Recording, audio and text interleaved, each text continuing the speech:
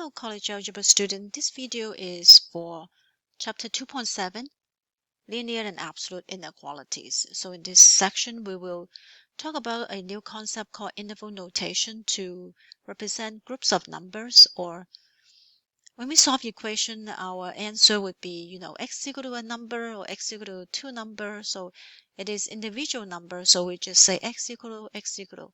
But when we solve inequalities, we could have our answer would be a whole list of numbers. And in intermediate algebra or in algebra 1, we would represent them by a number line, a real number line. Here we will introduce something called the interval notation to represent the answer of absolute inequality, the answer of inequality, both linear and absolute. And we also would look at how we can represent multiple ranges of inequalities. So say for example, for inequality, this symbol is greater. X is greater than A, so A is a number.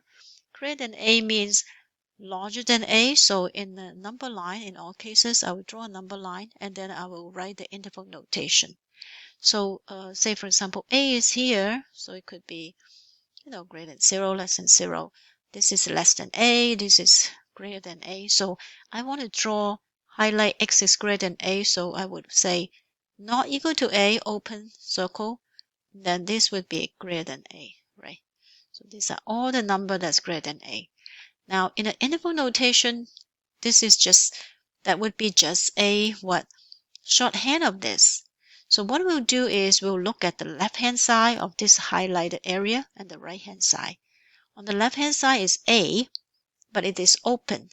So it is a convention to use a bracket like this, parenthesis like this, to represent open, and then write A. On comma means all the way. Okay, you can think of it as a shorthand. And then on the right hand side, where is the number stop? It stops at infinity, right? We know that on a number line, on the left hand side is negative infinity, on the right hand side is infinity. So we would just draw infinity, and it is also open because there's no end to infinity.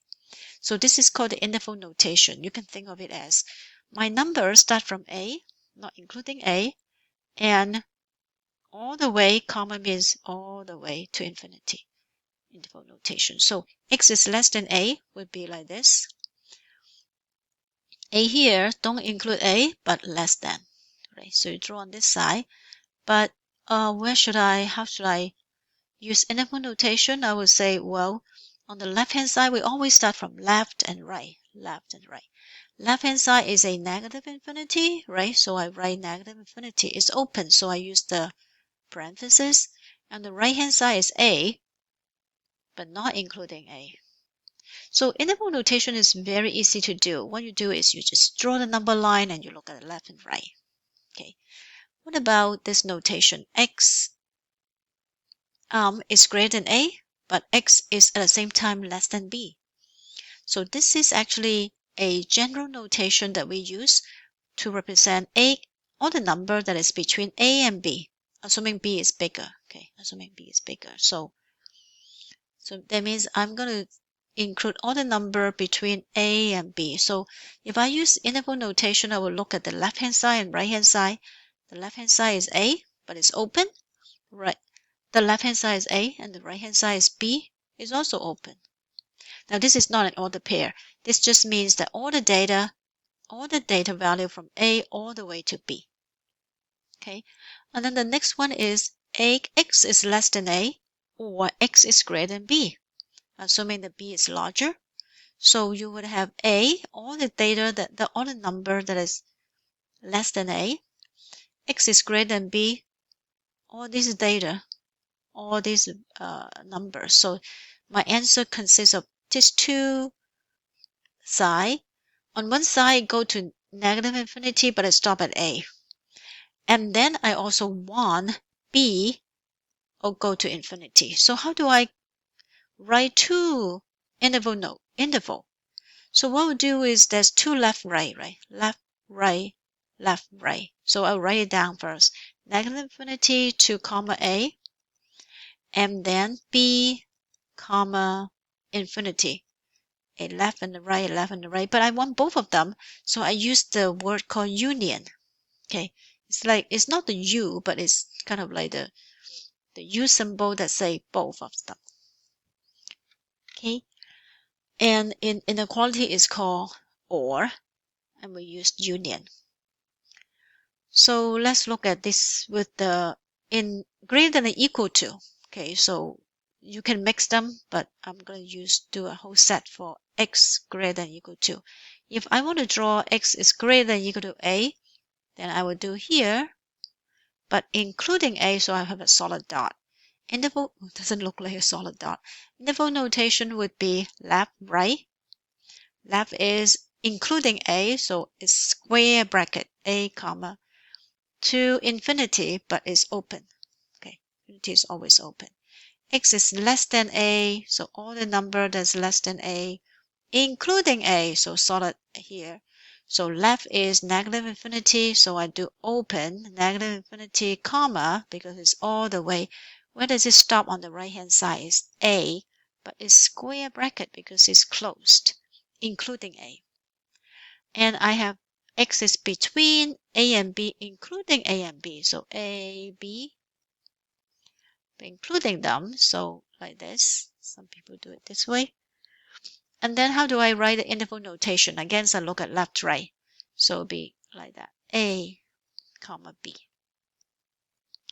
And I have the two-sided one where I have a less than a, including a, and b greater than b, including b. So again, I write negative infinity, infinity, so I know my left, right, left, right.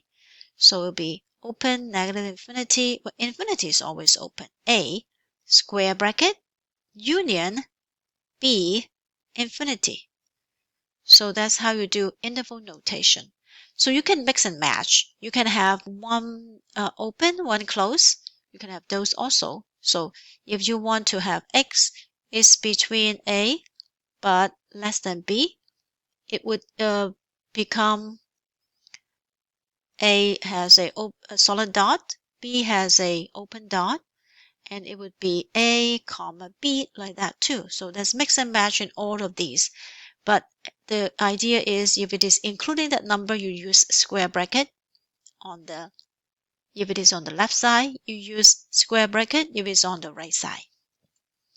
So after we learn how to do interval notation, which is very common in calculus, we would look at how to solve linear inequality, which you should have learned in Algebra 1, but we'll write the answer in interval notation. So let's do this question.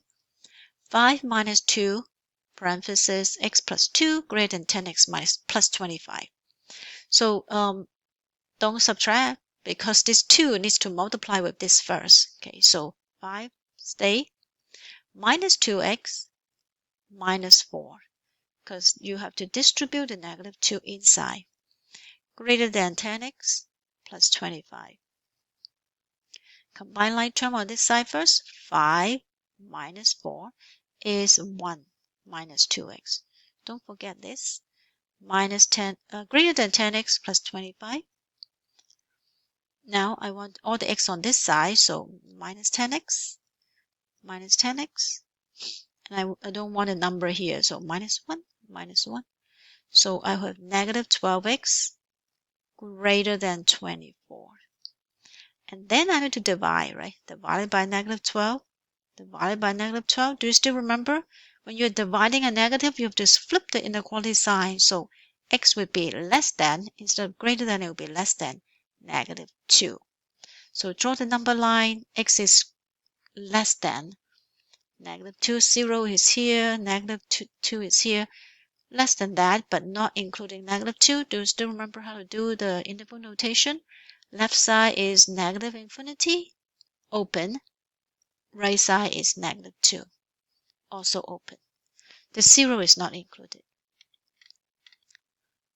So that's how you do inequality. The second one is a compound inequality where it's very similar to the in-between, right? So when we do x is in between a and b, we understand that it is like this. We want to solve in compound inequality where we say 2x plus 1 is between -5 and 7. We can read it as -5 less than 2x plus 1 less than 7. That means I don't know what x is. Solve means solve for x. What is x? What is the range of x? So whenever I do 2x plus 1, it's between -5 and 7. So whenever you see this greater, this is a greater, no, it's a greater, it's a less than, less than, it is a in between. Okay, this is in the middle, and this is the low, this is high. So the way we do this is we solve it like three column. So you would think of, okay, I want x in the middle. That's my solution. So I want to -1 first. -1, all three. Okay, I have one side, two side, the middle side, and the left side, the right side. So -1 minus 1, -5 minus 1 is -6. I would only have 2x left over in the middle. 7 minus 1 is 6. Right? And then how do I make it? So I have 2x in the middle, divided by 2, divided by 2, divided by 2. So I do on all sides. -3 is less than x, is less than 3. That means x is between -3 and 3. So graph the line, -3 and 3, including them, dot them, and is everything in between, right? Everything in between. So how do I write in the interval notation? Left side is -3, right side is 3. It included, so square bracket, -3, comma means all the way to 3. So that's how you solve this kind of inequality that is called in between.